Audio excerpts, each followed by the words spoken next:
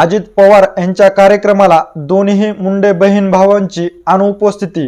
मात्र मुख्यमंत्री देवेंद्र फडणवीस यांच्या कार्यक्रमासाठी उपस्थिती असल्यामुळे दोन्ही बहीण भाऊ कुठली राजकीय खेळी खेळत आहेत का याची चर्चा आता बीड जिल्ह्यामध्ये सध्या जोरदार होताना पाहण्यास मिळत आहे। नेमकं दोन्ही मुंडे बहीण भाऊ कुठला डाव टाकणार आहेत, कशा पद्धतीने राजकीय रणनीती आखू शकतात याविषयीची सविस्तर माहिती आपण ह्या पुढील व्हिडिओच्या माध्यमातून घेऊया।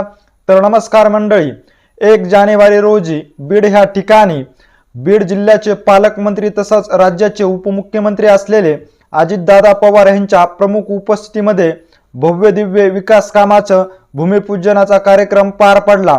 या कार्यक्रमासाठी धनंजय मुंडे व पंकजा मुंडे यांची उपस्थिती लाभणार असल्याचं जोरदार चर्चा होताना पाहण्यास मिळत होती, परंतु दोन्ही मुंडे बहीण भावांनी अजित पवारांच्या कार्यक्रमाला येण्यास टाळलं असल्याचं देखील आपल्याला पाहण्यास मिळालेलं आहे। परंतु आज बीड येथील गहिनीनाथ गडावर वामन भाऊ महाराज यांच्या पुण्यतिथी सोहळ्यानिमित्त भव्य दिव्य कार्यक्रमाचे आयोजन करण्यात आले होते। या कार्यक्रमासाठी राज्याचे उपमुख्यमंत्री असलेले देवेंद्र फडणवीस यांची उपस्थिती आपल्याला लाभल्याचं देखील पाहण्यास मिळालेलं आहे।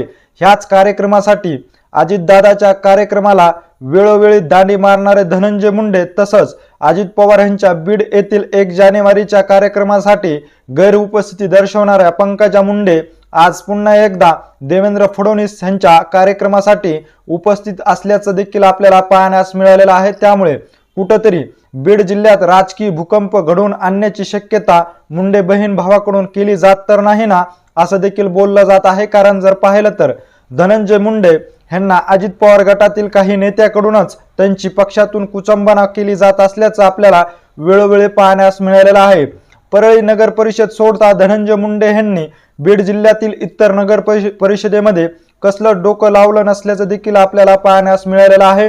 तर दुसरीकडे जर पाहिलं तर परळी येथे महायुतीचा धर्म म्हणून पंकजा मुंडे यांनी भाऊ धनंजय मुंडे यांना साथ दिल्याचं पाहण्यास मिळालेलं आहे। परंतु बीड जिल्ह्यातील इतर नगर परिषदेमध्ये भाजप स्वतंत्र ह्या निवडणुकीला सामोरे जाणार असल्याचं त्यांनी देखील स्पष्ट सांगितलं होतं। पुन्हा आज बीड जिल्ह्यामध्ये दोन्ही बहीण भावांनी काहीतरी राजकीय डावपेच टाकण्याच्या हालचाली केल्या असल्याचं बोललं जात असून 3 दिवसापूर्वी नांदेड येथील लोहा येथील माळी कोळी ह्या ठिकाणी स्वर्गवासी गोपीनाथराव मुंडे यांच्या पुतळ्याचं अनावरण करण्यासाठी दोन्ही मुंडे बहीण भावांची उपस्थिती आपल्याला लाभल्याचं पाहण्यास मिळालेलं आहे।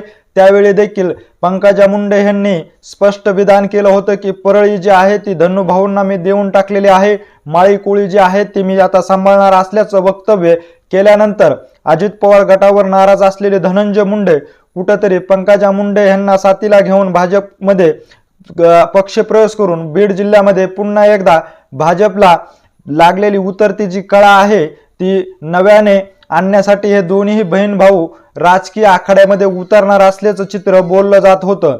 एकीकडे जर पाहिलं तर अजित पवार यांच्या कार्यक्रमाला गेल्या 6 कार्यक्रमासाठी धनंजय मुंडे यांनी गैरहजेरी लावल्याचं पाहण्यास मिळालेलं आहे। परंतु आज जर पाहिलं तर मुख्यमंत्री देवेंद्र फडणवीस यांच्या कार्यक्रमासाठी धनंजय मुंडे यांनी उपस्थिती दर्शवल्यामुळे बीड जिल्ह्यामध्ये काहीतरी राजकीय भूकंप घडणार असल्याचं बोललं जात आहे।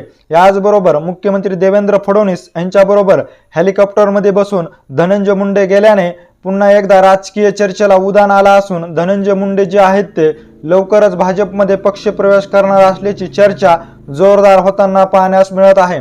आज झालेल्या कार्यक्रमासाठी धनंजय मुंडे आणि पंकजा मुंडेंची उपस्थिती एकच सांगून जात आहे की येणाऱ्या काळामध्ये धनंजय मुंडे जे आहेत ते भाजप पक्षामध्ये असणार असल्याचं बोललं जात आहे।